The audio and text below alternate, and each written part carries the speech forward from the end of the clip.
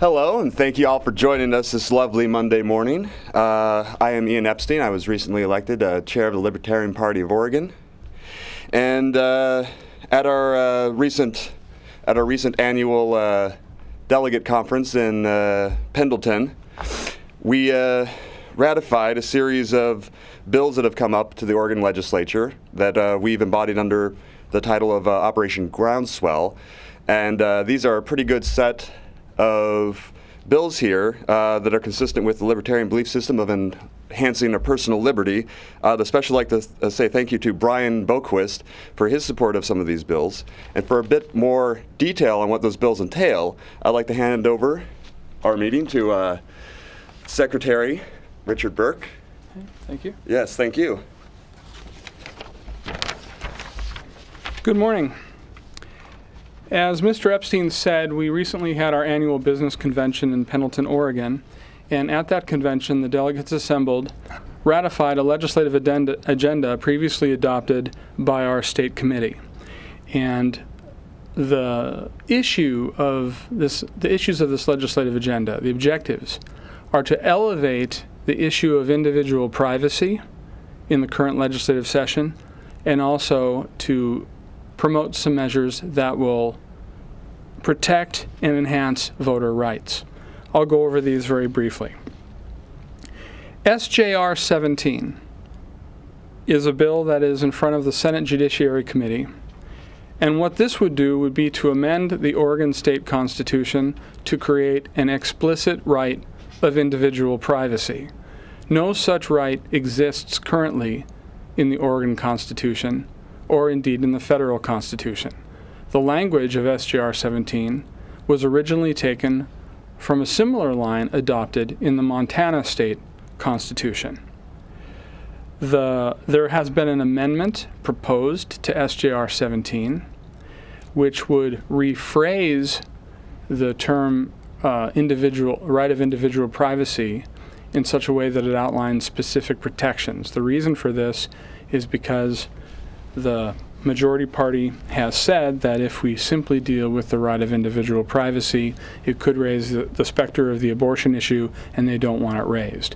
So the amendment, which has come forward, resolves that issue, and so we now hope the bill will move.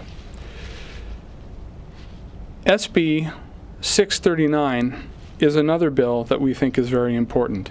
What this would do would be to restrict the use of automatic license plate readers, devices that read all of our license plates and have the potential of being part of a information infrastructure that would allow the state, or perhaps other parties who have access to this information, the ability to track all of our movements. We think that this is a critical bill. We do not want the United States or Oregon to become the kind of surveillance state that exists in the United Kingdom. We believe that individual privacy is a right that is being constantly eroded because of the advances of technology. Libertarians do not oppose the advancement of technology. Indeed, many libertarians make their living in the technology industries. But we do believe that we have to take affirmative action to protect our individual liberties. HB 2300 is another very important bill for us. We've signed on with Representative Greenlick, and we have also communicated with the Cascade Policy Institute, which has promoted HB 2300. And although while this bill can be improved, it does facilitate allowing terminally ill patients to use drugs that have not yet been approved by the FDA. Libertarians believe that our bodies belong to each of us, and we should be able to make the decision as to what to put in our bodies. But beyond that, if someone is terminally ill, we do not think it is appropriate for the state to deny patients so diagnosed the ability to do everything they can to save their lives. These are the bills that we think are most important to promoting individual privacy and promoting individual freedom in the Oregon legislature. There are a couple of bills that we think are very important that will enhance voter rights. One of them is SB 707.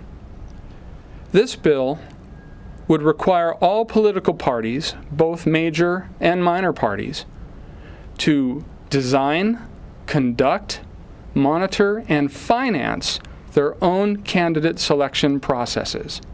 Political parties are private organizations. They are not government entities. Even the Republican and Democratic parties, have that status. And minor parties have always designed, monitored, and paid for their own candidate selection processes. We don't understand why non-affiliated voters and third-party voters must be required to financially subsidize the candidate selection processes of the major parties. If we are to have equity among the parties, this is an important point. This also has relevance to the top two primary. Folks have said to me, Rich, why would the Republicans and Democrats ever want to give up the subsidy that they have in the primary elections? And my answer is the top two election threat. On 2 occasions, Oregon voters have been asked to approve a so-called top 2 primary initiative where anyone from any party could enter the primary and only the top 2 would proceed to the general election. Top 2 proponents have said that the big advantages of their idea is that non-affiliated and third-party voters will no longer have to pay for the candidate selection processes of major parties, and that all voters will have the same ballot in the primary election.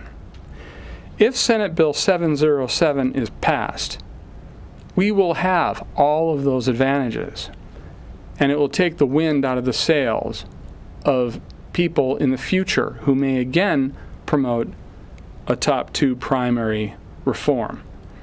So, in addition to that, it's just fairer. Why should any political party receive a subsidy for their own candidate selection process, especially if it has to be paid for, in part, by people who may be supporting their opponents? So we're looking for SB 707 to move as well. Finally, SB 656 would actually enable the Secretary of State to protect the rights of party members. There have been a number of situations, both in my party and in other parties, where people who felt the ends justify the means have unilaterally attempted to change how a party is organized and governed using means that are outside of the governing processes adopted by the members of that party. And so SB 656 would enable the Secretary of State to have more flexibility in protecting the rights of voters who are affiliated with political parties where their leaders have attempted to change the party's organization, membership, and structure outside of the adopted methods. So in all, these 5 bills make up the Libertarian Party's legislative agenda for the 2015 legislative session. We are working very hard in this session to promote the concept of individual privacy and also to protect the rights of voters. We'll be working with legislators in the days and weeks ahead to advance these bills, and we'll be working with members of the media in an attempt to elevate these issues. I also suspect that in the 2016 issues, these will be issues that will be important to many Libertarian candidates for partisan office. And that concludes our presentation. Thank you very much.